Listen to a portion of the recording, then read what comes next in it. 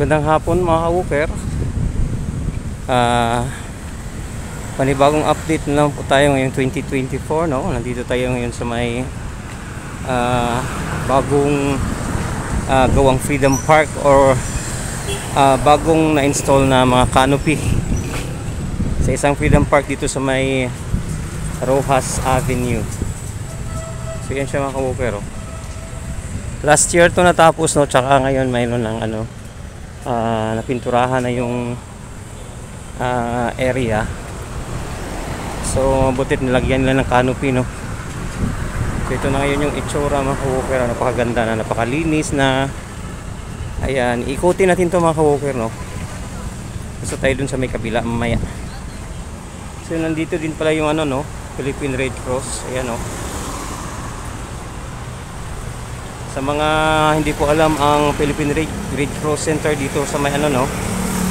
Nandito po siya sa may Rojas banda mga ka-walker, Rojas Avenue, Davao City. Harap lang po siya ng no, ng Ateneo de Davao University. So napakagandang park ito mga ka-walker, oh. Ayan, nasa gitna po siya ng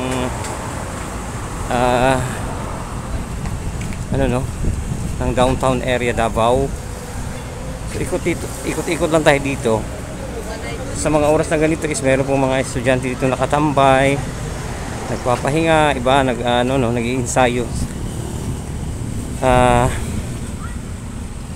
Medyo mainit yung panahon ngayon. Although kaninang umaga is medyo umaambon, hindi naman natuloy yung ulan. So ikot tayo dito mga ka-walker, oh.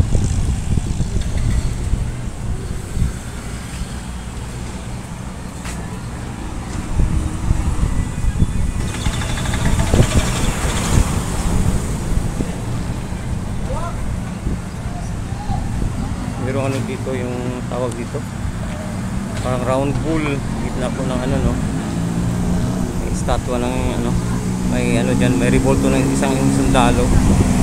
Parang siya, parang tawag dito,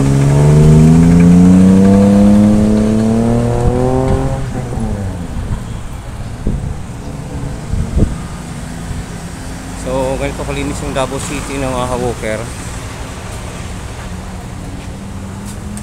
Yan naman yung itsura sa gitna ng parke. Ayan.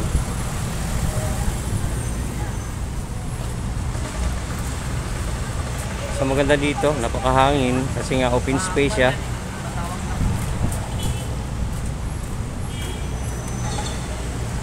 So nilalagyan naman talaga nila ng mga park lahat ng area ngayon dito sa Davao City kasi nga po para hindi na masyadong lumayo yung mga tao.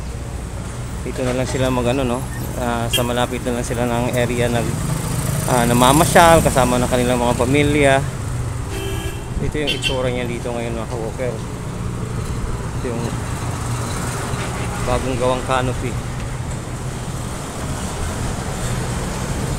Napakaganda na, oh.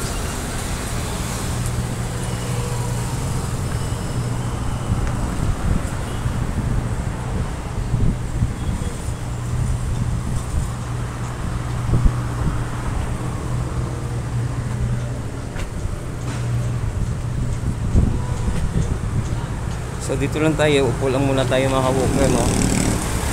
Sisilong lang muna tayo dito. Kasi napakainit po ng panahon. Kanina po naglalakad tayo mula doon sa may no? So yan, napakalinis ng kalsada, napakalinis ng parke. Ayan, lahat makikita ang mga dyan. Kung may makikita ka man dyang mga nasa kalsada, mga dahon lang po yan ng mga halaman dito, oh. Mga punong kahoy nandito po sa park.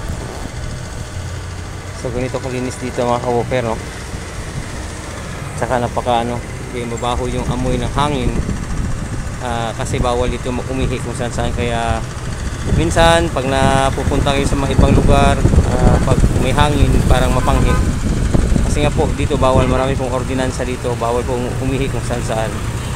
Lalong lalo na yung pagtapo ng basura. Kaya pag nandito kayo, pag sumakay kayo sa mga jeepney dito, is may mga sarili pong basurahan. Ayan. Pag kumain kami dito ng kindi namin, nilalagay namin sa bulsa namin yung aming pakiti po ng kinakain naming chicherya man yan, candy man yan, bubble gum man yan, kung ano. Kasi bawal talaga magtapon dito ng basura sa Davao City. Lalo na yung paninigarilyo, nako wala. Pag nahuli ka, multa ka.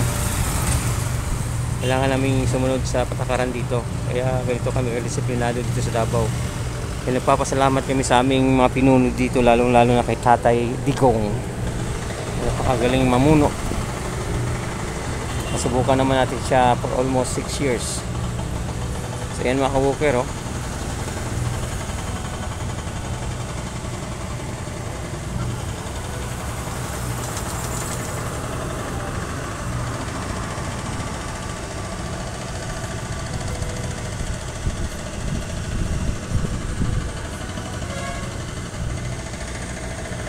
Yan naman yung ano, no, Davao City Central Post Office. Ayan. Dito kayo kukuha ng mga ano nyo, ng mga sulat, mga tenigrama ninyo. Dito nyo rin makukuha yung sa mga vlogger, dito nyo rin makukuha yung ano, no, yung mga AdSense pin nyo. So ayan sa mga ka-walker, oh.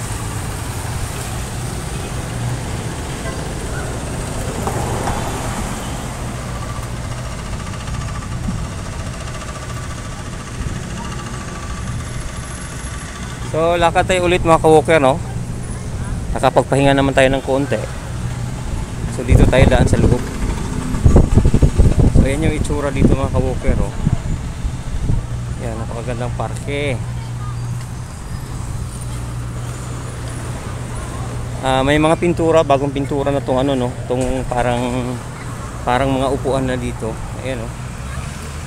Ayan, napinturahan na siya, no. So open na siya for sa public.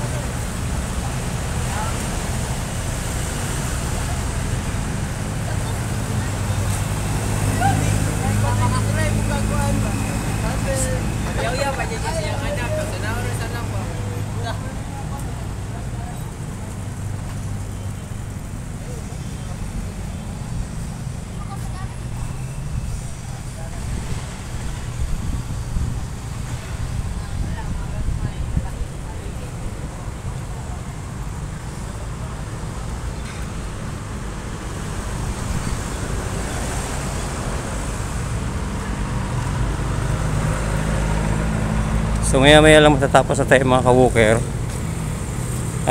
Happy New Year po ulit. Sana po ay magiging magandang ibibigay ang taong 2024 sa ating lahat, kasi yung nagdaang 2023 is napaka worst po na nangyari, kasi nga po tapos po ng ilang taon ng pandemic.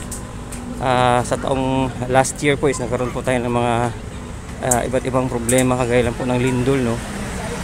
Kahit nga yung Japan ngayon is bagong taon is January 1 at saka 2 is nilindol sila, no, na napakalakas.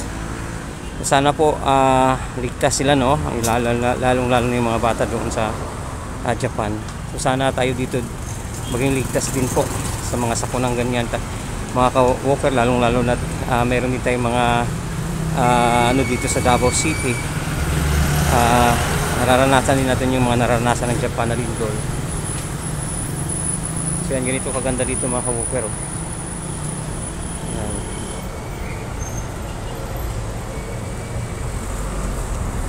So hanggang dito na lamang po mga ka-walker. Hanggang sa susunod po, Happy New Year ulit.